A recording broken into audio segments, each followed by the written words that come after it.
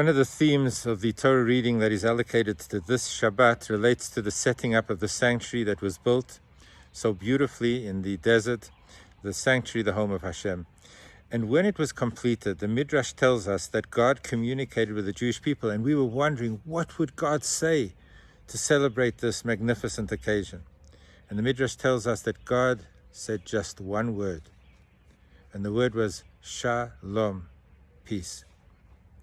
Now that word peace is reiterated in a second part of the instructions of the Shabbat, which relates to the Kohanim, the priests, who were told that Kotavarchu et Bnei Israel, so you shall bless the Jewish people. And there's a threefold blessing that ends with a word, V'yasem lecha, Shalom, peace. Peace is an essential ingredient of our headspace and our religious experience. At the conclusion of our Shemona Esrei, when we stand silently, our feet together, facing Jerusalem, we conclude with the words, Sim Shalom, give us peace. But our definition of peace can be very different. We could think of peace in terms of staying out of the fray. We don't have to get involved. Problems that surround us don't have to be my issue. I can protect myself and my family and remove myself from all of the complications that surround me. Such a personality was Noah.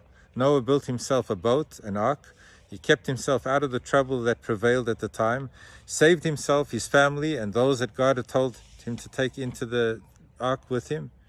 So Noah is perceived by many of the rabbis as a tzaddik in pelts, a righteous person who took care of his own self, but wasn't concerned about what was really taking place around him. That is a very weak definition of peace, that I found tranquility removed from all the tsaros, the difficulties that surround me. There is, God forbid, a different kind of peace, a peace that is found at the cemetery. Cemetery is quiet, there's no noise, everything seems to just be filled with serenity and calm.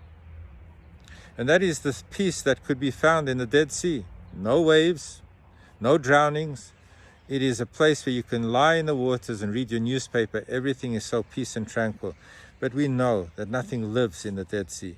It doesn't represent the dynamics of life. It is dead. And God forbid, we should never find peace by switching off and being so uninvolved that we don't have to deal with any of the challenges of life and thereby define the peace of our lives. What is the real peace that we want? We are told that Yaakov, Jacob, our forefather, Vayavo Yaakov Shalem, Jacob came to the place called Shalem, so named because, says the Midrash, he was Shalem b'gufo, Shalem b'mamono. He was complete and wholesome in his faith, in his financial standing, in his family, in every element of his life. He had found peace. And that was not because Jacob did not have to deal with challenges. He had many challenges in his life. He had to deal with many problems and difficulties. But the peace of Jacob was a harmony and a tranquility that came out of purpose and meaning, and he bonded together his family even through the most turbulent times because he was focused on finding a peace that would involve himself, his whole family, and would carry a message to the world around him, a world of harmony and a world of peace. I've told the story so many times at Shul, but I love the story. It's a story about the animals of the game reserve getting together for a competition. And the competition was who would make the loudest sound, the loudest noise. And all the animals gathered together. And there was the buffalo that brayed and was able to make a sound and noise that reached far beyond the canopy that surrounded them, the canopy of the forests. And then there was the elephant that came and boomed through its trunk and was able to make sounds that were heard for kilometers around. And then came the lion's roar, which seemed to impact on everybody with the greatest sound, the greatest noise. And they were ready at the allocation of the prizes, first position, second position, third position. The lion was the winner, and the elephant and the buffalo. And suddenly, as they're about to go through the ceremony, a little bird, a little thrush arrives and says, I want my opportunity to compete as well. And everyone said, well, how could you, a little bird, even think of competing? Have you not heard the roar of the lion? And the bird said, equal opportunity. What about me? I also want to participate. Fine, get it over with. Let the bird do its thing. And the little bird stepped onto the podium and began to sing with the finest, smallest, most beautiful voice. And as the bird began to sing, the birds in the canopy of the forest around them also began to sing. And before they knew it, there were thousands and thousands of birds singing together.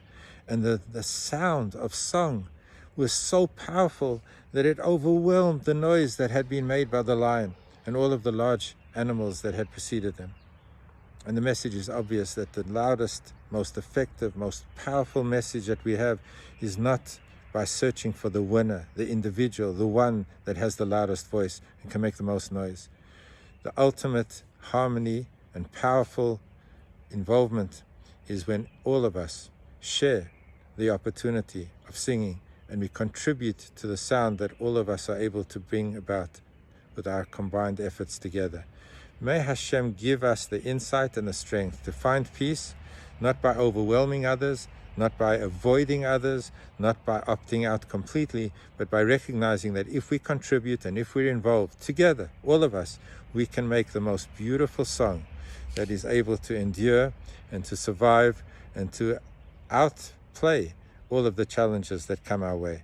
Every morning when I go running now with Fegi and we are able to be on the streets of Oakland and we see how many people running together, sharing the blocks of our own neighborhood that we'd never ever seen for so many years before this. May we do it together, and may what we do together contribute to the well-being of our community, society, and South Africa and the world. I wish everyone peace, a peaceful Shabbos, a peaceful home. May we be filled always with Shalom. Good Shabbos.